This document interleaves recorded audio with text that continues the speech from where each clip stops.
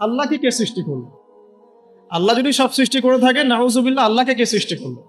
আল্লাহকে যদি কেউ সৃষ্টি করে থাকে তাহলে সে তো আল্লাহর স্রষ্টা হয়ে যাবে, তাই নয় কি? নাউজুবিল্লাহ। তাহলে এভাবে পিছনে যেতে যেতে তো একটা জায়গায় শেষ হতে হবে। একটা, আমরা যখন ফিলোসফি পড়েছিলাম একটা তত্ত্ব ছিল, তার নাম হচ্ছে কার্যকারণ তত্ত্ব। কার্যকারণ তত্ত্ব মানে হচ্ছে প্রত্যেকটা কাজের পিছনে একটা কারণ থাকে। ঠিক আছে? এই যে ব্যথা হচ্ছে কেন? কোন একটা কারণ আছে। জ্বর কেন? একটা ভাইরাস আছে। মানে প্রত্যেকটা বিষয়ের পিছনে একটা কারণ আছে। তো এই কারণ যদি আপনি সার্চ করতে যান, এটা কেন? এই কারণে। ওইটা কেন? এই কারণে। ওইটা কেন? ওই কারণে। এই করতে করতে করতে আপনাকে একটা জায়গায় গিয়ে থামতে হবে। আর সেই মহান সত্তার নাম কি? আল্লাহ। এটা আমরা বিশ্বাস করি। এখন আপনি যতই প্রশ্ন করেন এভাবে, আপনি কোনো কুল কিনারা পাবেন না। এই জন্য নবী সাল্লাল্লাহু আলাইহি ওয়াসাল্লাম বলেছেন, যখনই তোমাদের মধ্যে এই চিন্তা আসবে যে আল্লাহ পাক সবকিছু সৃষ্টি করেছেন, তাকে আবার কে সৃষ্টি করলো, তখন আউযু বিল্লাহি মিনাশ শাইতানির রাজিম পরে বাম দিকে 3 বার থুতু ফেলবে। তাহলে শয়তানের ওয়াসওয়াসা তোমার মধ্য থেকে কেটে যাবে, কারণ শয়তান এই চিন্তাটা তোমার মধ্যে দিয়েছে। যেই শয়তান এই চিন্তা আপনার মধ্যে দিয়েছে, ওই শয়তান কিন্তু নাস্তিক নয়। আমি কোরআন থেকে প্রমাণ করছি, শয়তান কিন্তু আস্তিক। যখন শয়তানকে বের করে দেয়া হচ্ছে জান্নাত থেকে, ওই যে সেজদা না করার কারণে, শয়তান বলেছে রব্বি আনজিরনি ইলা ইয়াউমি ইউবআসুন। শয়তান আল্লাহকে বলছে রব্বি, হে আমার রব, আনজিরনি, আমাকে অবকাশ দিন, ইলা ইয়াউমি ইউবআসুন, সেই দিন পর্যন্ত যেদিন সবাইকে পুনরুত্থিত করা হবে। মানে এখানে শয়তান আল্লাহকে রব বলে ডাকছে। বুঝতে পারছেন না? শয়তান আল্লাহকে বলছেন রব্বি, হে আমার রব। তাহলে শয়তান কি আস্তিক না নাস্তিক? অথচ শয়তান পৃথিবীতে এসে চ্যালেঞ্জ নিয়েছে যে সে পুরো মানব জাতিকে জাহান্নামে নিয়ে যাবে। আর আল্লাহ পাক বলছেন, আমার মুখলেস বান্দাদের তুমি কোনো ক্ষতি করতে পারবে না। আবার শয়তান চ্যালেঞ্জ করছে, আমি ডান দিক থেকে আসবো, বাম দিক থেকে আসবো, সামন থেকে আসবো, পিছন থেকে আসবো, ওয়ালা তাজিদু আকসারাহুম শাকিরিন। আল্লাহ, আপনি বেশিরভাগকেই শুকরগুজার পাবেন না। যেটার বাস্তব প্রতিফলন আমরা এখন দেখছি। বেশিরভাগ মানুষ নামাজ পড়ে না, বেশিরভাগ দেখবেন রোজা রাখে না, বেশিরভাগই দেখবেন কোরআন পড়তে জানে না। ম্যাক্সিমাম সুদ খাচ্ছে, ম্যাক্সিমাম জেনা করে, মেজরিটি সংখ্যক মানুষ কিন্তু আল্লাহর বিধানের পরোয়া করছে না। অল্প কিছু মানুষই আল্লাহর বিধানের পরোয়া করছে। এই কথাও আল্লাহ কোরআনে বলেছেন, ওয়া কলিলুম মিন ইবাদিয়াশ শাকুর, আমার শুকরগুজার বান্দার পরিমাণ হবে কি? খুব কম। এমনকি নবী সাল্লাল্লাহু আলাইহি ওয়াসাল্লাম হাদিসে বলেছেন যে আমার উম্মতের মধ্যেই 73টা দল হয়ে যাবে। কয়টা? তার মধ্যে 72টা দল জাহান্নামে যাবে, নাউযুবিল্লাহ। আর মাত্র একটা দল যাবে জান্নাতে, যার ব্যাপারে নবীজি বলছেন, মা আনা আলাইহি ওয়া আসহাবি, আমি যার উপরে আছি এবং আমার সাহাবীরা যার উপরে আছে। মানে পৃথিবীর যে কোনো জায়গার মানুষ, যে কোনো দেশ, যে কোনো ভাষা, যে কোনো রং বর্ণ ইত্যাদি, তার ঈমান, তার আকীদা, তার আমল যদি নবী এবং সাহাবীদের সাথে মিলে যায়, ইনশাআল্লাহ তাআলা সে জান্নাতে যাবে। এটার জন্য একটা দল খুলে সবাইকে ওই দলের ফর্ম পূরণ করতে হবে জরুরি না। এটা ঈমানের ব্যাপার, আকীদা আমলের ব্যাপার। যে কোনো জায়গার মানুষ যদি আল্লাহ এবং তার রাসূল এবং তার সাহাবীদের মানহাজ ফলো করে, ইনশাআল্লাহ তাআলা সে জান্নাতে যাবে। আল্লাহ পাক আমাদেরকে তৌফিক দান করুন, আমিন। তো এখানে বলছিলাম একটা বিষয়, যে জীবন দর্শন পাওয়ার পরে আপনাকে রবকে চিনতে হবে। রবকে চেনার জন্য আমি সূরা ইখলাসটা বলছি, লাম ইয়ালিদ ওয়া লাম ইউলাদ, তাকে কেউ জন্ম দেয়নি। আল্লাহ পাক কারো কাছ থেকে জন্মিত নন। এখন কিছু মানুষ বলছে, পৃথিবীর কোটি কোটি শত কোটি মানুষ বলছে যে আল্লাহ পাকের সন্তান আছে, নাউযুবিল্লাহ। বলছে না? পৃথিবীর শত কোটি মানুষ বলছে যে আল্লাহর সন্তান আছে, নাউযুবিল্লাহ। আর আল্লাহ পাক সূরা মারিয়ামের মধ্যে বলছেন যে এই যে তারা এই কথাটা বলছে, ইত্তাখাযাল্লাহু ওয়ালাদা, আল্লাহ পাক সন্তান গ্রহণ করেছেন, তার নাম ঈসা আলাইহিস সালাম, নাউযুবিল্লাহ। আল্লাহ বলছেন এই কথাটা যখন আসমানে উঠে, আমরা যখন কথা বলি তখন কথাগুলো বায়ুমণ্ডলে ছড়িয়ে পড়ে না? এই কথা যখন বায়ুমণ্ডলে ছড়িয়ে পড়ে, আসমানের দিকে ওঠে, তখন আসমান এবং জমিন লজ্জায়, অপমানে, কষ্টে ফেটে পড়তে চায় যখন এই কথাটা মানুষ বলে, ইত্তাখাযাল্লাহু ওয়ালাদা, নাউযুবিল্লাহ। তো দেখুন, বেশিরভাগ মানুষ কিন্তু বলছে যে আল্লাহর সন্তান আছে, নাউযুবিল্লাহ। আবার ইহুদি যারা, তারা বলছে ওজায়ের আলাইহিস সালাম আল্লাহর পুত্র, নাউযুবিল্লাহ। খ্রিস্টানরা বলছে ঈসা ইবনে মারিয়াম আল্লাহর পুত্র, নাউযুবিল্লাহ। এখন আমরা যে একটা কথা বলি না, যে বেশিরভাগ মানুষ যা বলবে সেটাই সঠিক, তাহলে কি এই বেশিরভাগ মানুষ যে বলছে আল্লাহর সন্তান আছে এটা সঠিক? তাহলে এখানে কিন্তু এই কনসেপ্টটা টিকছে না। বেশিরভাগ মানুষ যা বলবে তা সঠিক হবে তখনই যখন তাদের কথা কুরআন সুন্নাহর মানদণ্ডে হবে। যদি বেশিরভাগ মানুষ বলে হ্যাঁ সুদ হারাম, অবশ্যই হারাম, বিকজ কোরআন সুন্নাহ এটা হারাম করেছে। যদি বেশিরভাগ মানুষ বলে সুদ হালাল, আপনি কি করবেন? মানবেন? যদি বেশিরভাগ মানুষ বলে মদ হালাল, জিনা হালাল, হ্যাঁ, তাহলে এই যে একটা কনসেপ্ট চালু হয়ে গেছে আমাদের মধ্যে, এটা কিন্তু ডেমোক্রেসি না, এটা ডেমোক্রেসির ভুল ব্যাখ্যা। হ্যাঁ, বেশিরভাগ মানুষ এর কথা মতামত কখন গ্রহণযোগ্য হবে? যখন সেটা আল্লাহ পাকের ঐশী গ্রন্থের আলোকে হবে, তখন অবশ্যই নিঃসন্দেহে এটা গ্রহণযোগ্য হবে। কিন্তু যদি বেশিরভাগ মানুষ আল্লাহ এবং তার রাসূলের বিধানের বাইরে কথা বলে, হালাল করে দেয় মদকে, জেনাকে হালাল করে দেয়, আপনার এই যে পর্নোগ্রাফিকে হালাল করে দেয়, সুদকে হালাল করে দেয়, তাহলে কি আমরা হালাল মেনে নিব? যদি মেনে নেন তখন কিন্তু আপনি আল্লাহ পাকের সাথে শিরক করলেন। এটা সূরা তাওবার 31 নম্বর আয়াতে পড়ে দেখবেন। লাম ইয়ালিদ ওয়া লাম ইউলাদ, আল্লাহ পাক কাউকে জন্ম দেননি, কারো কাছ থেকে জন্মিতও না। ওয়া লাম ইয়াকুল লাহু কুফুয়ান আহাদ, এটা আরো ম্যাসিভ। আল্লাহ পাকের সমতুল্য কিচ্ছু নাই। মানে কোনো কিছু যদি আপনার চিন্তায়ও আসে যে এটা আল্লাহর সমকক্ষ হতে পারে, নাউজুবিল্লাহ, সাথে সাথেই ওই কনসেপ্টটা বাতিল করতে হবে। কারণ আল্লাহ পাকের সমকক্ষ কিছু হতেই পারে না। কিছু মানুষ আছে মুসলিমদের মধ্যেও দেখা যায় যে আল্লাহ পাকের গুণ এবং আসমা ও সিফতগুলোকে মানুষের সাথে তুলনা করছে না? অনেকেই বলেছে যে আল্লাহ পাকের হাত এই যে আমাদের হাতের মতো, নাউজুবিল্লাহ, এইসব কথা বলা যাবে না।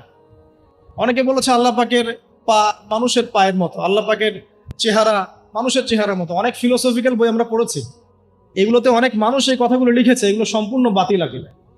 লাইসা কামিসলিহি শাই, আল্লাহ পাকের মতো কিছুই নাই, কোনো কিছুই তার সাথে সাদৃশ্য হওয়ার যোগ্য নয়। এখানে যদি কোনো মুসলিম এরকম আকীদা পোষণ করে থাকে, এটাও একটা বাতিল আকীদা হবে। সামনে আসেন, আল্লাহকে চিনতে হলে আপনাকে আরেকটা আয়াত আমি শোনাচ্ছি, ইনশাআল্লাহ এটা যথেষ্ট হবে। আল্লাহ রাব্বুল আলামিন বলছেন, আল্লাহ পাক, লা ইলাহা ইল্লাহু, আল্লাহ পাক তিনি যিনি ছাড়া কোনো ইলাহ নাই। আল্লাহু লা ইলাহা ইল্লা হুয়াল হাইয়ুল কাইয়্যুম, তিনি হাই এবং কাইয়্যুম, হাইয়ুন কাইয়্যুম, চিরঞ্জীব চিরস্থায়ী। চিরঞ্জীব মানে কি? মানে যখন কিছু ছিল না আল্লাহ পাক ছিলেন, যখন কিছু থাকবে না আল্লাহ পাক থাকবেন। সময়ের ঊর্ধ্বে আল্লাহ রাব্বুল আলামিন, সময়ের চেয়ে অনেক ঊর্ধ্বে, বরং সময় তো আল্লাহই সৃষ্টি করেছেন, আর আমরা সবাই সময়ের মধ্যে পড়ে আছি। আমাদের এখানে দিন রাত যেমন আল্লাহ রাব্বুল আলামিনের কাছে এমন নয়, মোটেই এমন নয়, বরং কিয়ামতের দিনটাই হবে আল্লাহ পাকের হিসেবে আমাদের দিনের চেয়ে 50,000 বছরের সময়। তাহলে এই সময়ের যে একটা আমরা গোলক ধাঁধায় পড়ে আছি, এক একটা গ্রহের সময় এক এক রকম, এক একটা গ্যালাক্সিতে সময় এক এক রকম। আল্লাহ পাক এগুলোর ঊর্ধ্বে, চিরঞ্জীব চিরস্থায়ী। আপনারা যারা সায়েন্সে পড়েছেন, আপনারা ওই যে আইনস্টাইনের সূত্র পড়েছেন না, যে সময়ের আলোর বেগে যদি কোনো বাহন ছুটে মহাকাশে, তাহলে পৃথিবীতে দেখা গেল একজনের বয়স 25, ও মহাকাশে 25 বছর ঘুরে আসলো, এসে দেখেছে, আবার পৃথিবীতে এসে দেখলো তার ওই ভাই যার বয়স 25 ছিল তার বয়স এখন 50, কিন্তু ওই বেচারার বয়স কিন্তু 25ই থেকে গেছে। এই সূত্রটা জানেন না? তো সময় কিন্তু সব জায়গায় একরকম নয়, এখানে অনেক ব্যাপার আছে। আল্লাহ রাব্বুল আলামিন চিরঞ্জীব এবং চিরস্থায়ী। আল্লাহু লা ইলাহা ইল্লা হুয়াল হাইয়ুল কাইয়্যুম লা তাখুযুহু সিনাতুন ওয়া লা নাওম, আল্লাহ পাক বলছেন তাকে তন্দ্রাও স্পর্শ করে না, নিদ্রাও স্পর্শ করতে পারে। তন্দ্রা কি? এই যে আমাদের ঝিমুনি আসে, এটা তন্দ্রা। আর নিদ্রা কি? আমরা যেটা ঘুমিয়ে যাই, এটা নিদ্রা। তো নিদ্রাকে বলা হয়েছে মৃত্যুর ভাই। এই কারণে জান্নাতে মানুষ যখন যাবে তাদের ঘুম হবে না, মানে জান্নাতে কোনো ঘুম নাই, কারণ ঘুম হচ্ছে মৃত্যুর ভাই। তো আল্লাহ পাককে ঘুমও স্পর্শ করতে পারে না এবং ঝিমুনি তন্দ্রাও স্পর্শ করতে পারে না। এমন একটু চিন্তা করে দেখেন, এই লক্ষ কোটি বছর ধরে যে মহাকাশ চলছে সৃষ্টির পর থেকে, আল্লাহ রাব্বুল আলামিন একটা মুহূর্ত সময় কি রেস্ট নিয়েছেন? একটা জাররা পরিমাণ সময় কি তিনি রেস্ট নিয়েছেন? তাহলে সেই মহান সত্তা যিনি এক জাররা পরিমাণ সময়ও তার ক্লান্তি বোধ হয় না, তার কোনো ঘুম আসে না, তার কোনো তন্দ্রা স্পর্শ করে না, তা আমরা সেই আল্লাহর বান্দা হয়ে কি আল্লাহর বিধান বা তার আনুগত্যের বাইরে যাওয়া ঠিক হবে? এটা সহজ। আল্লাহকে চিনতে শিখুন। আল্লাহ পাক কে? আল্লাহ রাব্বুল আলামিন তো এমন একজন সত্তা যে আপনি সারাটা জীবন আল্লাহর বিপক্ষে চলেছেন, আজকে 2 রাকাত নামাজ পড়ে যদি তওবা করে ফিরে আসেন, ইমিডিয়েটলি আল্লাহ পাক আপনাকে মাফ করতে পারেন। আবার আপনি সারা জীবন ভালো কাজ করেছেন, শেষে গিয়ে এমন একটা কথা বললেন, এমন একটা কাজ করলেন, হতে পারে সেই কাজের জন্য আল্লাহ না করুক আপনার জাহান্নামের ফয়সালা হয়ে যেতে পারে, নাউজুবিল্লাহ। তো আল্লাহকে চিনতে শিখুন। তিনি আর রাজ্জাক, আপনাকে রিজিক দেন, জন্ম দিয়েছেন, সৃষ্টি করেছেন, পরিণত করেছেন, আমাদেরকে আকৃতি দিয়েছেন, আমাদের জান, আমাদের মাল, আমাদের ইজ্জত, সম্মান, পরিবার, প্রতিপত্তি, সবকিছুর মালিক কে? সবকিছুর মালিক আল্লাহ রাব্বুল আলামিন। এই কনসেপ্ট যার মনে ক্লিয়ার, ইনশাআল্লাহ তাআলা তার মনে লা ইলাহা ইল্লাল্লাহ ঠিক আছে। আর যার মনের মধ্যে লা ইলাহা ইল্লাল্লাহ ঠিক আছে, ইনশাআল্লাহ সে একদিন না একদিন জান্নাতে যাবে ইনশাআল্লাহ। আসুন সামনে যাই। লা তাখুযুহু সিনাতুন ওয়ালা নাওম লাহু মা ফিস সামাওয়াতি ওয়া মা ফিল আরদ। আসমান সমূহ, এখানে আসমান একটা আসমান বলা হয়নি, পুরো আসমান সমূহ এবং এই জমিনে যা কিছু আছে সবকিছু কার? আল্লাহ। আসমান সমূহটা বোঝেন। একদিন বলেছিলাম একটা এক্সাম্পল, যে এই পুরো মহাবিশ্বে পৃথিবীর অবস্থানটা কতটুকু। একটা সমুদ্রের কিনারায় যখন আপনি হাঁটবেন, বা আপনাদের এই যে এখানে কি নদী আছে, আলাসি, আচ্ছা, ওই চরের মধ্যেই মনে করেন আপনি হাঁটছেন, ওই চরের মধ্যে একটা বালুর কণার কি পরিমাণ দাম আছে বা কি পরিমাণ অবস্থান আছে? খুব বড় অবস্থান না? অবস্থানই নাই। এই পুরো মহাবিশ্বে পৃথিবীর অবস্থান তার চাইতেও কম। এই যে সৌরজগৎ দেখছেন, এই সৌরজগতের মধ্যে হাজারটা সৌরজগৎ মিলে একটা গ্যালাক্সি হয়, আর এই হাজার হাজার গ্যালাক্সি মিলে একটা আসমান হয়। এরকম করে 7 আসমান, তার উপরে কুরসি, তার উপরে মহাসাগর, তার উপরে আরশ, তার উপরে আল্লাহ রাব্বুল আলামিন। তাহলে চিন্তা করেন যে পৃথিবীতে আমরা কতটুকু অবস্থান নিয়ে আছি। এই সমস্ত কিছু কার সৃষ্টি? আল্লাহ রাব্বুল আলামিন। এখন সামনে আসেন, লাহু মা ফিস সামাওয়াতি ওয়া মা ফিল আরদ মান যাল্লাযী ইয়াশফাউ ইনদাহু ইল্লা বিইذনিহি। যার এত ক্ষমতা, যে আল্লাহ পাকের এত ক্ষমতা, আল্লাহ পাক বলছেন কে আছে যে তার অনুমতি ছাড়া আল্লাহর সামনে সুপারিশ করতে পারে? এখান থেকে আমাদের আকীদার পরিষ্কার হওয়া দরকার আছে না? আমরা তো অনেক সময় মনে করি যে পীর সাহেব ধরেছি বাস জান্নাতে চলে যাব, নাকি? আমল করার দরকার নাই, বায়াত হয়েছি বাস জান্নাতে চলে যাব, আমার আমলের দরকার নাই। এত সহজ না। আল্লাহ পাক বলছেন কে আছে যে আমার কাছে সুপারিশ করবে আমার অনুমতি ছাড়া? না, আল্লাহ পাকের অনুমতি না পেয়ে কেউ এই কাজ করতে পারবে না। আমরা জানি রাসূল সাল্লাল্লাহু আলাইহি ওয়াসাল্লাম উম্মতের জন্য সুপারিশ করবেন। হ্যাঁ, শহীদগণ সুপারিশ করবে, এই যে হাফেজে কোরআন, আলেম, অনেক মানুষ, অনেক শ্রেণীর মানুষকে আল্লাহ পাক সুপারিশ করার ইখতিয়ার দিবেন। কেন দিবেন? বিকজ আল্লাহ পাক তাদের আমলে সন্তুষ্ট এবং আল্লাহ পাক তাদেরকে সম্মানিত করবেন সবার উপরে। মনে করেন এখানে অনেক মানুষ আছে, এর মধ্যে একজনকে আপনি সবচেয়ে বেশি পছন্দ করেন, সে আপনাকে সন্তুষ্ট করেছে, তাকে সম্মানিত করতে চাচ্ছেন আপনি। এখন তাকে ডেকে নিয়ে আসলেন সবার সামনে, এনে আপনি যে ফুলের তোড়া উপহার দিলেন, মানে আপনি তাকে ভালোবাসেন, তাকে সম্মান করেন। এখন সে আপনাকে যদি কিছু বলে যে আমার অমুক ভাই আছে, সেও মাশাআল্লাহ এই পথে চেষ্টা করছে, আপনি তাকে একটু সুযোগ দেন, তখন আপনি কিন্তু ওকে সুযোগ দিবেন। এইটা সুপারিশ। মানে বিষয়টা হচ্ছে যে যখন আল্লাহ রাব্বুল আলামিন কিছু মানুষের উপর সন্তুষ্ট হবেন, তখন গিয়ে আল্লাহ রাব্বুল আলামিন তাদেরকে সুপারিশ করার ইখতিয়ার দিবেন। কিন্তু আল্লাহ পাকের অনুমতি ব্যতীত এই কাজটা কেউ করতে পারবে না। এটা আমাদের কনসেপ্ট ক্লিয়ার থাকা উচিত। মান যাল্লাযী ইয়াশফাউ ইনদাহু ইল্লা বিইذনিহি ইয়ালামু মা বাইনা আইদিহিম ওয়া মা খালফাহুম। আল্লাহ পাক সেই সত্তা, আপনার রব সেই সত্তা যিনি সামনের এবং পিছনের খবর জানেন, মানে অতীত, বর্তমান, ভবিষ্যৎ সব জানেন। আদম আলাইহিস সালাম যা সৃষ্টি হওয়ার প্রথম দিন কি খেয়েছেন আল্লাহ পাক এখন জানেন। কথা বুঝতে পারছেন না? আমরা জানি? কোন ইতিহাসের বই আমাদেরকে সলিউশন দিতে পারবে? জান্নাত জাহান্নামের ফয়সালা হয়ে যাওয়ার পরে, এটা বোঝেন, জান্নাত জাহান্নামের ফয়সালা হয়ে যাওয়ার পর জান্নাতীরা 100 কোটি বছর পরে কি খাবে, কি করবে, কি পড়বে, আল্লাহ পাক এই মুহূর্তে সেটা জানেন। ঠিক একইভাবে জাহান্নামীরা জাহান্নামে যাওয়ার 100 কোটি বছর পর তাদের কি আযাব হবে, কি পানিশমেন্ট দেওয়া হবে, ওদের অবস্থা কি হবে, আল্লাহ পাক এখনই সেটা দেখতে পারেন। তো আমরা তো আল্লাহকে চিনি না, এই কারণে আমরা আল্লাহর বিরোধিতা করি, তার নবীর বিরোধিতা করি, ইসলাম, কোরআন, হাদিসের বিরোধিতা করছি। আমরা তো আল্লাহকে চিনি না। আল্লাহ পাক বলছেন ইয়ালামু মা বাইনা আইদিহিম ওয়া মা খালফাহুম। সামনে পিছনে যা আছে, অতীত, বর্তমান, ভবিষ্যৎ সব আল্লাহ পাক জানেন। ইয়ালামু মা বাইনা আইদিহিম ওয়া মা খালফাহুম ওয়া লা ইউহিতুনা বিশাইইন মিন ইলমিহি ইল্লা বিমা শা। আল্লাহ পাকের যে মহা জ্ঞান, অসীম জ্ঞান, এই জ্ঞানটাকে কোনো কিছুই পরিব্যাপ্ত করতে পারে না। এই যে ইসলামের এগেইনস্টে যত প্রশ্ন করা হয়, আল্লাহকে কে সৃষ্টি করলো, ইসলামে ওই বিধান কেন, হ্যাঁ পর্দা কেন, কেন বহুবিবাহ, কেন এইটা, কেন সেইটা, এই যে যত প্রশ্ন এখন করা হয় মুক্ত চিন্তার নামে, এটার একমাত্র কারণ কি জানেন? একমাত্র কারণ জ্ঞানের স্বল্পতা। কারণ তাদের ক্ষুদ্র জ্ঞান আল্লাহ পাকের বিশাল জ্ঞানকে পেনিট্রেট করতে পারে না। এই কারণে ওদের কাছে মনে হয় এইটা কেন, ওইটা কেন, এইটা কেন। এখানে বিষয়টা হচ্ছে যে মহান সত্তা পুরো মহাবিশ্ব সৃষ্টি করেছেন, নিঃসন্দেহে তার জ্ঞান আমার জ্ঞানের চেয়ে অনেক বেশি। এবং তিনি যে বিধানটা নাজিল করবেন, যা বলবেন তার প্রতিটা অক্ষর নিঃসন্দেহে সত্য। এটা আমার বুঝে আসুক বা না আসুক, আমাকে আত্মসমর্পণ করতে হবে, এটা বুদ্ধিমানের কাজ। এর মধ্যে অনেক কিছুর ব্যাখ্যা আমি বের করতে পারবো, অনেক কিছু হয়তো পারবো না। যেটা পারবো সেটা আলহামদুলিল্লাহ, যেটা পারবো না ইনশাল্লাহ আগামীতে হয়তো সেটা বের হবে, হবে না? কোরআন দিয়ে প্রত্যেকটা যুগ এবং জিজ্ঞাসার জবাব দেওয়া হয়েছে না? এখন হয়তো ওয়ার্ল্ডে এমন নতুন নতুন কিছু মাসালা এসেছে যেগুলো এখন পর্যন্ত আবিষ্কৃত হচ্ছে না, হয়তো সামনের দিনগুলোতে দেখবেন ঠিকই এগুলো আবিষ্কার হয়েছে। দেখবেন হয়তো কয়দিন পর যদি নাসা বলে যে হ্যাঁ জান্নাত জাহান্নাম বলে কিছু আছে, আমরা দেখেছি, ওরা এখন বলছে না মহাবিশ্ব এখানে প্রাণ আছে, এই আছে সেই আছে, মানুষ বিশ্বাস করছে। কয়দিন পর যদি তারা এই কথাটা বলে, তখন দেখবেন সারা বিশ্বের মানুষ বিনা বাক্যে বিশ্বাস করবে। তো যেটা আগামীতে হবে সেটা আল্লাহ পাক আগেই জানিয়ে দিয়েছেন। তো প্রকৃত মুসলিম এবং বুদ্ধিমান মুসলিম সে যে নিঃশর্তভাবে আল্লাহ পাকের এই বিধানগুলোকে মেনে চলে, এখানে কোনো প্রশ্ন করতে যায় না। কারণ সে জানে আমার জ্ঞানটা সসীম, আল্লাহ পাকের জ্ঞান অসীম। ক্ষুদ্র জ্ঞান কখন আল্লাহর মহা জ্ঞানকে পেনিট্রেট করতে পারে না।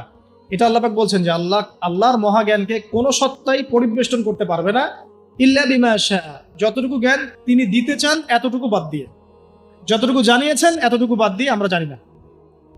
যেমন কিয়ামতের অনেক সাইনের কথা বলা আছে না, এক্স্যাক্টলি কোন দিনে কিয়ামত হবে কেউ বলতে পারবে? পারবেন। আল্লাহ পাক যতটুকু চান এতটুকু আমরা জানি।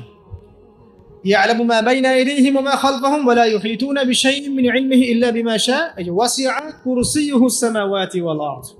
আল্লাহ পাক বলেন এই মহাবিশ্বকে আল্লাহ পাকের কুরসিটা ঘিরে রেখেছে। এই কুরসি কিন্তু আরশ নয়, এই কুরসি পুরো মহাবিশ্বকে ঘিরে রেখেছে।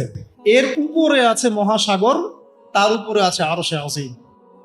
ঠিক আছে, ওয়াসিআ কুরসিয়ুহুস সামাওয়াতি ওয়াল আরদ ওয়া লা ইয়াউদুহু হিফযুহুমা ওয়া হুয়াল আলিয়্যুল আযীম। এবং এই পুরো মহাবিশ্বকে পরিচালনা করতে বা নিয়ন্ত্রণ করতে আল্লাহ পাকের যাররা পরিমাণও কোনো কষ্ট হয় না।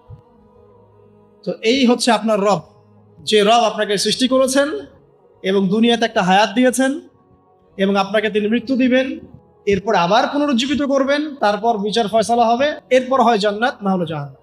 না, আপনি আপনার রবকে চিনতে শিখুন, তাহলে ইনশাআল্লাহ তাআলা এটা আপনার জন্য সহজ হবে আল্লাহর আনুগত্য করা, তার দাসত্ব করা। এরপর কি আল্লাহ পাক কি করলেন? আল্লাহ রাব্বুল আলামিন রবকে চিনতে শেখানোর পরে আমাদেরকে পৃথিবীতে পাঠিয়েছেন।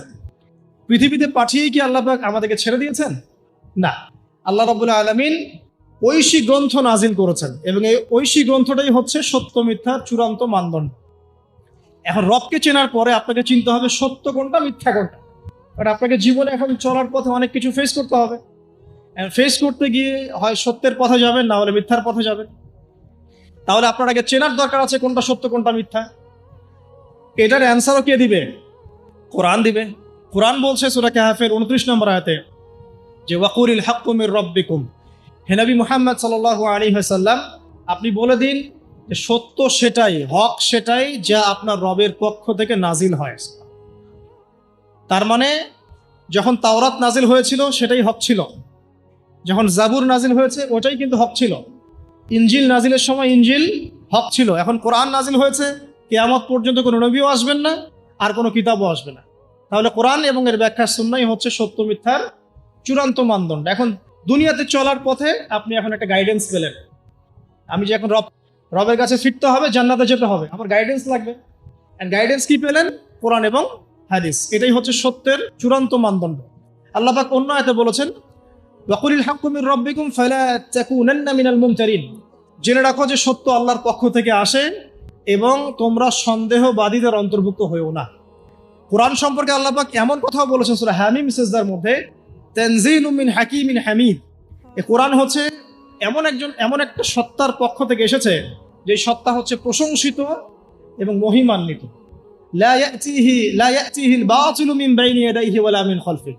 কোরআন এমন একটা কিতাব যার ডান বাম সামন পিছন কোনো দিক থেকেই বাতিল তাকে স্পর্শ করতে পারে না। তো আপনি একটা গাইডেন্স পেলেন যে কি ফলো করবেন আপনি। ঠিক আছে, আল্লাহ পাক এটা কিন্তু সূরা বাকারাতেও বলেছেন কুল নাহবিতু মিনহা জামিআ, তোমরা পৃথিবীতে নেমে যাও। ফাইম্মা ইয়াতিয়ান্নাকুম মিন্নি হুদান, তোমাদের কাছে আমার পক্ষ থেকে হেদায়েত আসবে। ফামান তাবিআ হুদায়া, যারা আমার হেদায়েত মেনে চলবে, ফালা খাউফুন আলাইহিম ওয়ালা হুম ইয়াহজানুন, তাদের কোনো ভয় নাই, কোনো দুশ্চিন্তাও নাই। ওয়াল্লাযীনা কাফারু ওয়া কাযযাবু বিআয়াতিনা, যারা কুফরি করবে এবং আমার আয়াতকে মিথ্যা প্রতিপন্ন করবে, উলাইকা আসহাবুন নার, এরা হবে জাহান্নামের অধিবাসী, হুম ফিহা খালিদুন। তাহলে আপনি গাইডেন্স কিন্তু পেয়ে গেলেন। কোত্থেকে আসবে গাইডেন্স? আল্লাহর পক্ষ থেকে। সর্বশেষ নবীকে মুহাম্মদ সাল্লাল্লাহু আলাইহি ওয়াসাল্লাম, সর্বশেষ গাইডেন্সটা কি তাহলে? কোরআন এবং এর ব্যাখ্যা কি হাদিস আছে না নাই? অনেকেই বলে কোরআনই যথেষ্ট, হাদিসের প্রয়োজন নাই। মূল কথা হচ্ছে এই যে এই কথার মধ্য দিয়ে আপনি কোরআনকে অস্বীকার করেছেন। আমি আপনাকে দেখাচ্ছি সূরা হাশরের 7 নম্বর আয়াতে আল্লাহ পাক বলছেন যে রাসূল যা দেন, ওয়া মা আতাকুমুর রাসূলু ফাখুযু, রাসূলুল্লাহ সাল্লাল্লাহু আলাইহি ওয়াসাল্লাম তোমাদেরকে যা দেন তোমরা সেটা গ্রহণ করো। ওয়া মা নাহাকুম আনহু ফান্তাহু, এবং রাসূল সাল্লাল্লাহু আলাইহি ওয়াসাল্লাম যা থেকে বিরত থাকতে বলেছেন বিরত থাকো। এই যে রাসূল যা দেন, রাসূল যা বিরত থাকতে বলেন, এটা কোথায় আছে? হাদিসে। তাহলে আপনি যদি হাদিস না মানেন তাহলে কোরআনের এই আয়াতটি ফলো করতে পারছেন না।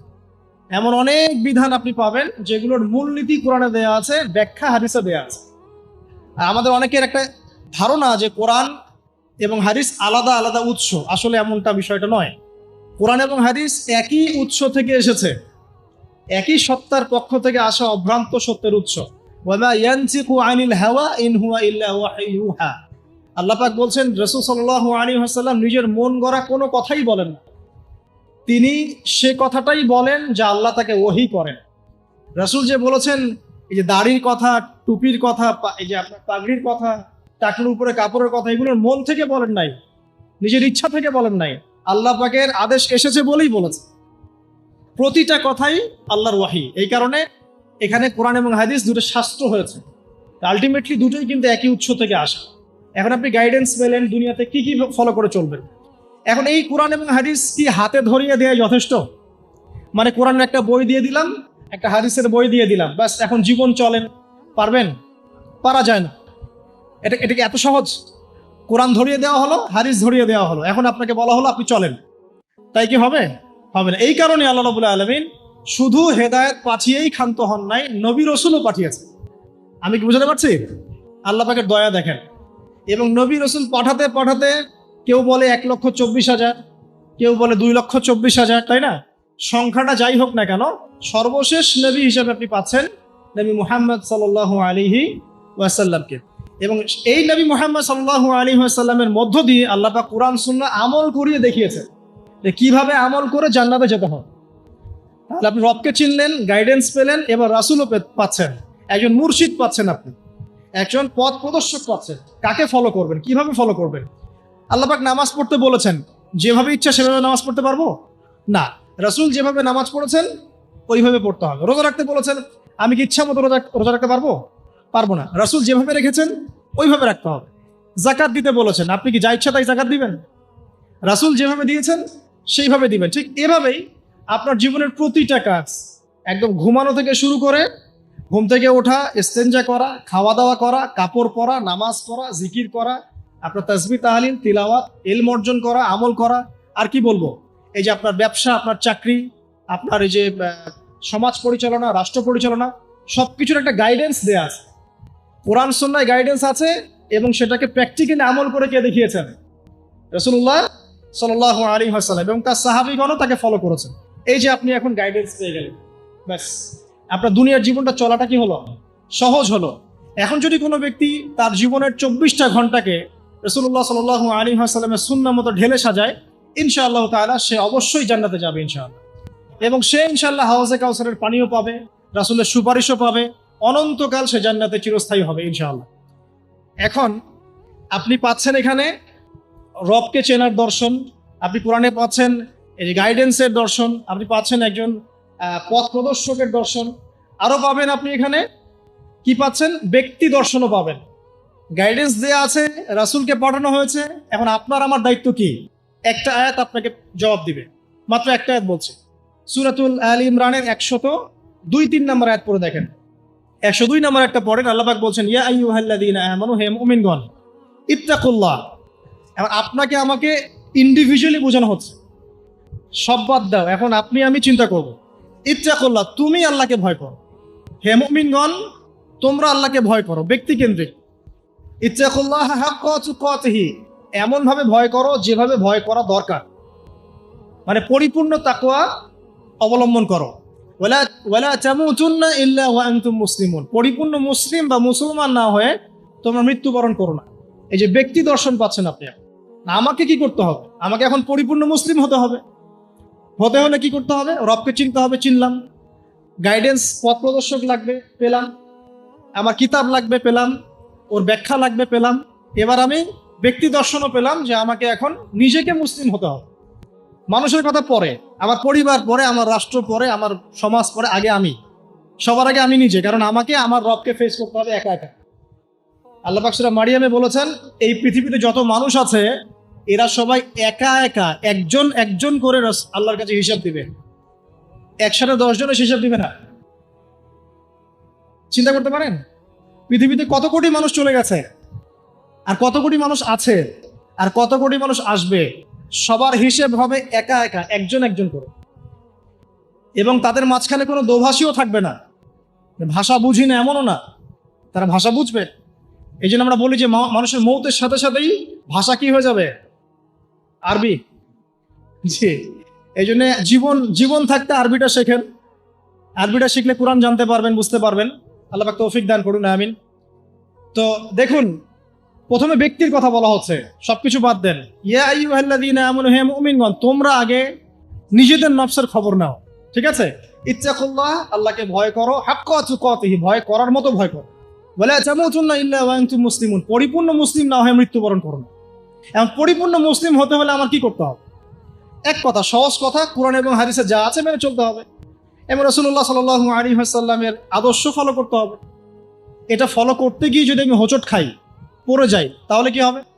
আবার উঠবেন, আবার ওযু করবেন, আবার নামাজে দাঁড়াবেন, তওবা করবেন। জীবনের একটা পর্যায় পর্যন্ত মনে করেন আপনি হেদায়েতের পথে ছিলেন না, কি করবেন? আজই তওবা করে ফিরে আসবেন। আল্লাহকে বলবেন, আল্লাহ, যা নামাজ কাজা করেছি, যা রোজা কাজা করেছি, আল্লাহ মাফ করে দাও। আগামী দিনগুলোতে ইনশাআল্লাহ আমি নামাজ রোজা কাজা করব না। আগামী দিনগুলোতে মৃত্যু পর্যন্ত আমি কোরআন সুন্নাহ মেনে চলবো ইনশাআল্লাহ। তওবা করে ফিরে আস। ব্যক্তি ভালো হলে পরিবার ভালো হবে না? পরিবারগুলো ভালো হয়ে গেলে সমাজটা ভালো হবে না ইনশাআল্লাহ? আর এই রাষ্ট্রটা কি সমাজের বাইরে না ভিতরে? সমাজ নিয়ে রাষ্ট্র হয় না, রাষ্ট্র নিয়ে সমাজ হয়?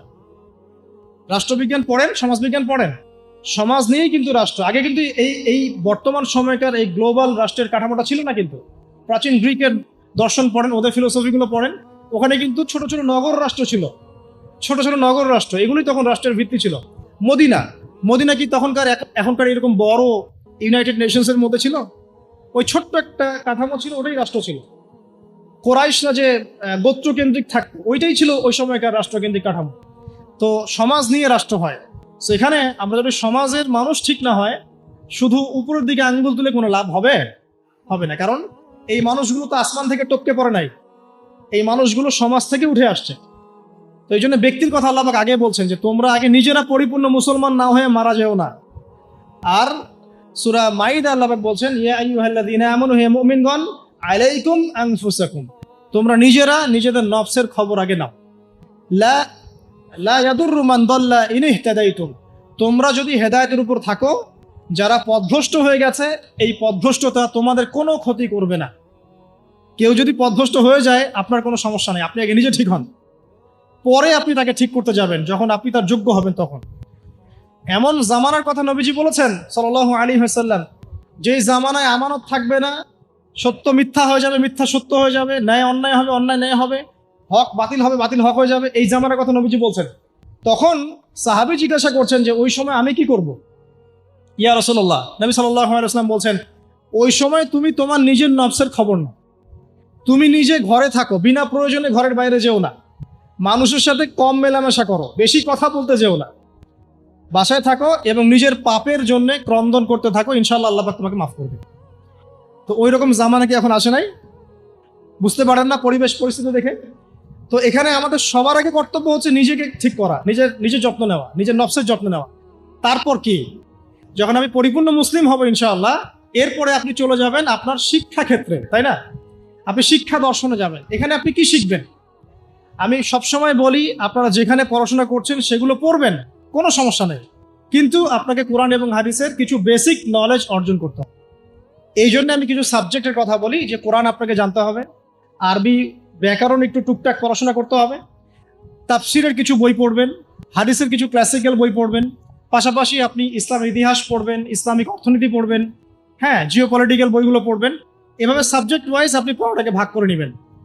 এমন না আপনি মেডিকেল সায়েন্সের পড়া বাদ দিয়ে এসে এখানে মাদ্রাসায় ভর্তি হয়ে যাচ্ছেন। এটা সবাই এটা পারবেও না, সবার এটার প্রয়োজনও নাই। সব সেকশনেই মানুষ দরকার আছে, প্রতিটা সেকশনে ভালো মানুষের দরকার আছে।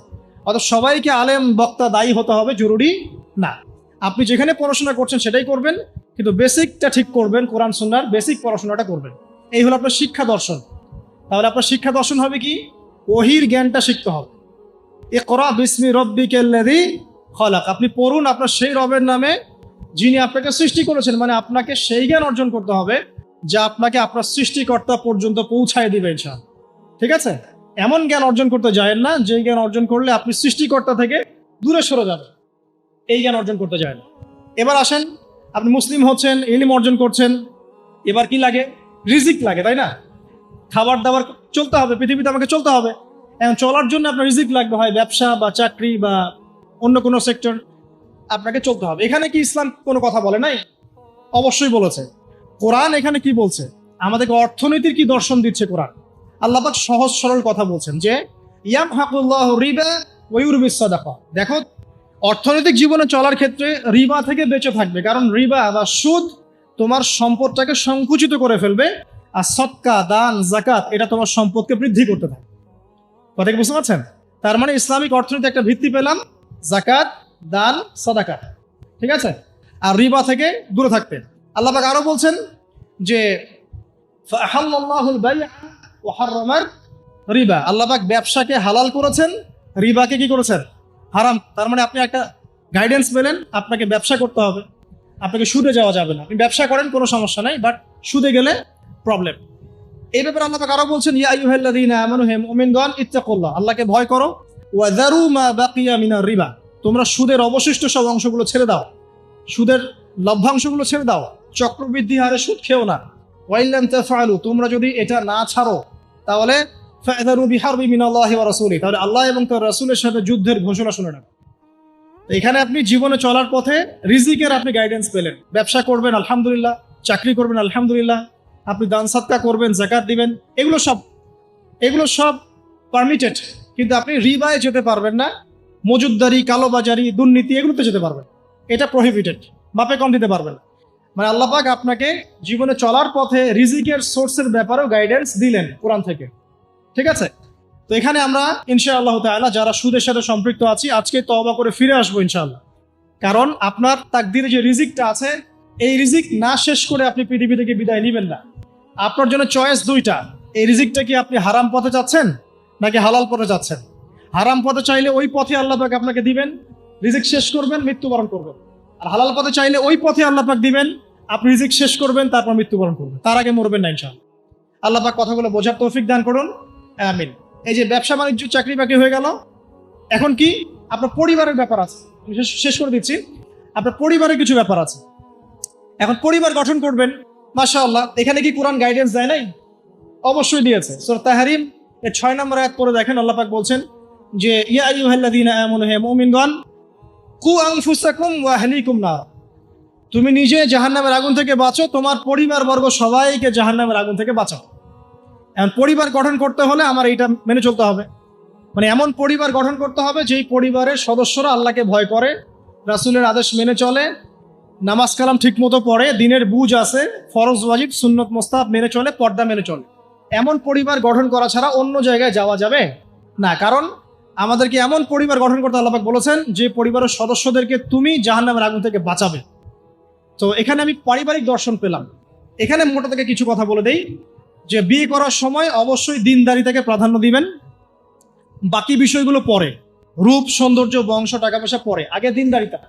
ছেলের ক্ষেত্রেও মেয়ের ক্ষেত্রেও বিয়েটাকে সহজ করবেন, কঠিন করবেন না। বিয়ে যত সহজ হবে জেনা তত কমে যাবে, বিয়ে যত কঠিন হবে জেনা তত বাড়তে থাকবে।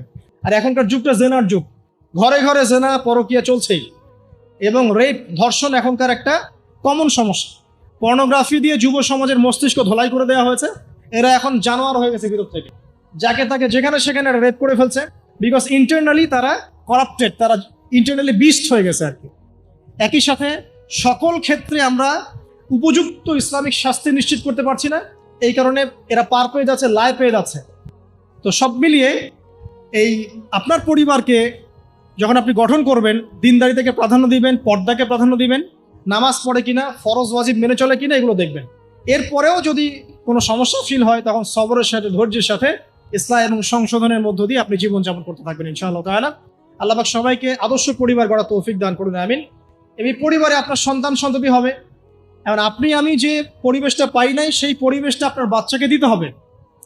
তো আপনার সন্তান সন্ততি প্রতিপালনের দর্শনটা কোথায়? কোরআনে সূরা লোকমানের আপনি 10 থেকে 20 এই আয়াতগুলো পড়ে দেখেন। কোন সূরা? সূরা লোকমানের 10 থেকে 20 এই আয়াতগুলো পড়ে দেখেন। আল্লাহ রাব্বুল আলামিন এখানে পুরো গাইডেন্স দিয়ে দিয়েছে, বাচ্চাকে কিভাবে মানুষ করবেন, কি শিখাবেন, কি শিখাবেন না, সব। লোকমান আলাইহিস সালাম তার বাচ্চাকে শেখাচ্ছেন, শিরিক করো না, সৎ কাজের আদেশ দিও, অসৎ কাজে নিষেধ করো, সবর করো, মানুষ ভালো মন্দ বলবে তখন সবর করো, পিতা মাতার অবাধ্য হয়েও না, ঠিক আছে? তবে পিতা মাতা যদি তোমাকে আল্লাহর বিরুদ্ধে নিয়ে যায়, তখন তাদের সাথে সবরের সাথে আচরণ করো, কিন্তু তাদের সাথে কটু আচরণ করো না, তাদের কথা মেনে নিও না। যদি তারা তোমাকে শিরিক করতে বলে, ওদের কথা মেনে নিও না, কিন্তু তাদের সাথে ভালো আচরণ করো। তো এখানে আপনাকে পুরো গাইডেন্স দেওয়া হবে কিভাবে আপনি সন্তান প্রতিপালন করবেন। এছাড়া এখনকার প্যারেন্টিং এর অনেক বই আছে, এগুলো কিনবেন, ইসলামিক ফ্যামিলি গড়ে তোলেন। আল্লাহ পাক তৌফিক এনায়েত করুন, আমিন। সর্বশেষে যে বিষয়, যে এরপর আপনি সমাজে চলাফেরা করছেন, তো সমাজ নিয়ে কি ইসলাম কোনো কথা বলে নাই? এক বাক্যে আমি বলছি, সমাজের বিষয়গুলো কোথায় আছে? কুরআনুল কারীমের মধ্যে একটা সূরা আছে, সূরাতুল হুজুরাত। কোন সূরা? সূরা হুজুরাত। এই সূরা হুজুরাতটা পুরা বাসায় গিয়ে পড়ে ফেলেন, দেখবেন একটা সমাজ কিভাবে চলবে বা চলা উচিত, আল্লাহ পাক এখানে সবকিছু বলেছেন। একটা বিষয় আল্লাহ পাক বাদ দেন নাই। শুধুমাত্র এই সূরার উপর যদি এই বাংলার এই মুসলিম সমাজ আমল করতে পারে, ইনশাআল্লাহ এই সমাজে কোনো অন্যায়, অবিচার, জুলুম থাকবে না ইনশাআল্লাহ আযজা ওয়া জাল্লা। এবং ইনশাআল্লাহ পুরো সোসাইটি মিলেই জান্নাতে যাবে ইনশাআল্লাহ তাআলা। আমরা আমাদের সমাজকে ভালোবাসবো, অবশ্যই দেশকে ভালোবাসবো, এবং আমরা চাবো যে আমাদের পুরো কমিউনিটি নিয়ে যেন আমরা আল্লাহর সাথে সাক্ষাৎ করতে পারি, জান্নাতে যেতে পারি। এই কারণে আমাদের উপর নৈতিক দায়িত্ব যে কোরআন থেকে এই সলিউশনগুলো মানুষের সামনে তুলে ধরা। আল্লাহ পাক যেন আমাদের সবাইকে আদর্শ সমাজ গড়ার তৌফিক দান করেন এবং সূরা হুজুরাতের উপর আমল করার তৌফিক এনায়েত করেন, আমিন। আচ্ছা, সর্বশেষ একটা পয়েন্ট বলে শেষ করে দেই, আমাদের নামাজের সময় চলে যাচ্ছে। আমি এতক্ষণ যে কথাগুলো বলেছি, এই কথাগুলোর সামারি করে দিই আগে। প্রথমে আমি আপনাকে বলেছি যে এই জীবনে আমরা চিরস্থায়ী নই, মৃত্যুবরণ করতে হবে। সো আমাদের হাতে সময় আছে হায়েস্ট 50, 60, 70 বা 100 বছর। এই সময়টুকুতে আমি কিভাবে আল্লাহর পথে চলবো, আল্লাহ পাক একা ছেড়ে দেন নাই। আমরা রবকে চিনেছি আয়াতুল কুরসির মধ্য দিয়ে, সূরা ইখলাসের মধ্য দিয়ে। সেই রবের দাসত্ব করব কিভাবে, আল্লাহ পাক দিয়েছেন কোরআন এবং এর ব্যাখ্যা হাদিস, এটা ফলো করব। কিভাবে ফলো করব? নবী সাল্লাল্লাহু আলাইহি ওয়াসাল্লামের আদর্শ অনুযায়ী ফলো করব, সাহাবীদের মতো করে ফলো করব ইনশাআল্লাহ। এরপর কি হবে?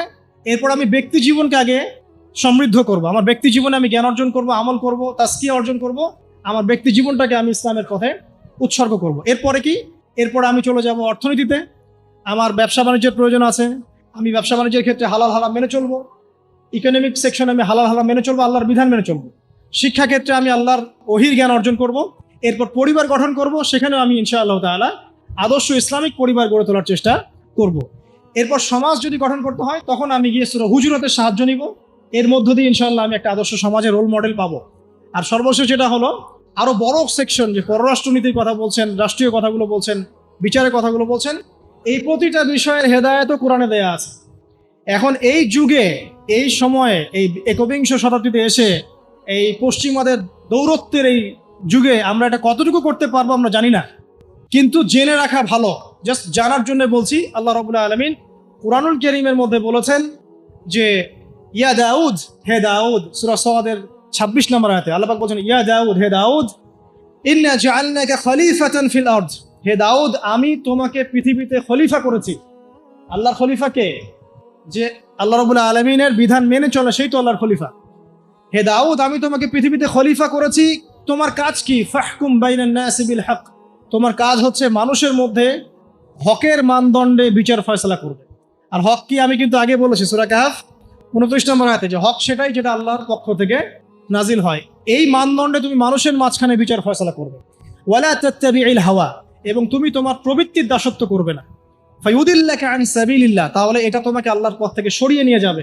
ইন্নাল্লাযীনা ইউদিল্লুনা আন সাবিলিল্লাহ, নিশ্চয়ই যারা আল্লাহর পথ থেকে বিচ্যুত হয়ে যায়, লাহুম আযাবুন শাদীদ, তাদের জন্য আছে প্রচন্ড যন্ত্রণাদায়ক শাস্তি। বিমা নাসু ইয়াউমাল হিসাব, এই কারণে যে তারা হিসাবের দিনটা ভুলে গিয়েছে। তো এখানে আমরা একটা দর্শন পেয়ে গেলাম যে আমাদেরকে যদি আল্লাহ রাব্বুল আলামিন বড় লেভেলে নিয়ে যান, তখন আপনাকে কি ফলো করে সমাজ, রাষ্ট্র এবং পলিটিক্যাল অ্যাফেয়ার্সগুলো ডিল করতে হবে। জানি আমি আপনাদের চেয়ে খুব ভালো করে জানি যে এটা বর্তমান বিশ্বে অলমোস্ট ইম্পসিবল। বর্তমান বিশ্বের যে কাঠামো, ঈসা ইবনে মারইয়াম এবং মাহদী আসার আগ পর্যন্ত এটা ইম্পোজ করা অলমোস্ট ইম্পসিবল। তারপরে আমরা জেনে রাখছি, বিকজ এটা জানার অধিকার তো আপনাদের আছে। আল্লাহ পাক সূরা মাইদা আরো বলেছেন, ওয়ামান লাম ইয়াহকুম বিমা আনজালাল্লাহু ফাউলাইকা হুমুল কাফিরুন। সূরা মাইদা পড়েন 44, 45, 47 তিনটা আয়াত পড়বেন। আল্লাহ পাক বলছেন, যে ব্যক্তি বা যারাই আল্লাহ পাকের নাজিলকৃত বিধান অনুযায়ী ফয়সালা করছে না, তারা জালেম, তারা ফাসেক, তারা কাফের। আল্লাহ পাক বলেছেন, আমার কথা নয়। সেরকম অনেক আয়াত কোরআনে আছে। এখানে যখন আল্লাহ পাক ওই লেভেলে মানুষকে নিয়ে যাবে, তখন তার উচিত হবে, যদি তার সামর্থ্য থাকে, ক্ষমতা থাকে, তাহলে আল্লাহ রাব্বুল আলামিনের সেই বিধানগুলোকে ইম্পোজ করা। যেটা আমি বলে দিলাম, এই দাজ্জালীয় সভ্যতার যুগে এটা অলমোস্ট ইম্পসিবল। তারপরেও যে ন্যায়ের কথা বলা হয়, যতটুকু পারা যায় অতটুকুর মধ্যেই আল্লাহ রাব্বুল আলামিনের হক, যেটা আমাদের সমাজের জন্য কল্যাণকর, এই ডিসিশনগুলো নিতে কোনো আপত্তি নেই। আল্লাহ রাব্বুল আলামিন আমাদের ঊর্ধ্বতন কর্তৃপক্ষ যারা আছে সবাইকে শক্তিশালী করুন, আমরা দোয়া করি, এবং তাদেরকে আল্লাহ রাব্বুল আলামিনের কোরআন এবং হাদিস বোঝার তৌফিক দান করুন। সরাসরি না হলেও টেকনিক্যালি ইসলামের বিধানগুলোকে ইম্পোজ করার তৌফিক আল্লাহ পাক সবাইকে দান করুন, আমিন। আল্লাহ রাব্বুল আলামিন আমাদের সবাইকে মাফ করে দিন। এই দুনিয়ার জীবনটা যেন আমরা আল্লাহর আনুগত্যে কাটাতে পারি, আল্লাহ পাক সে তৌফিক আমরা সবাইকে দান করুন। এবং আমরা আরও বলছি যে আল্লাহ রাব্বুল আলামিন আমাদেরকে কোরআন সুন্নাহর জ্ঞানী হওয়ার তৌফিক দান করুন, বেশি বেশি করে আমল করার তৌফিক দান করুন, আদর্শ ইসলামিক পরিবার গড়ার তৌফিক দান করুন। পাশাপাশি আমাদেরকে যা রিজিকের সমস্যায় ভুগছি, হালাল রিজিকের সোর্স যাদের জুটছে না, আল্লাহ পাক এই বেকারত্ব দূর করে দিন এবং হালাল রিজিকের পথ প্রশস্ত করে দিন, আল্লাহুম্মা আমিন। আমাদের সমাজটাকে আল্লাহ রাব্বুল আলামিন কোরআনের কাঠামোতে গড়ে তোলার তৌফিক দান করুন, এবং আল্লাহ পাক আমাদের ঊর্ধ্বতন কর্তৃপক্ষ যারা আছে সবাইকে শক্তিশালী করুন, যাতে করে তারা ইসলামের কল্যাণে কাজ করতে পারেন, আমিন। সুবহানাকা আল্লাহুম্মা বিহামদিকা আশহাদু আল্লা ইলাহা ইল্লা আনতা আস্তাগফিরুকা ওয়া আতুবু ইলাইক। আসসালামু আলাইকুম ওয়া রাহমাতুল্লাহি ওয়া বারাকাতুহু।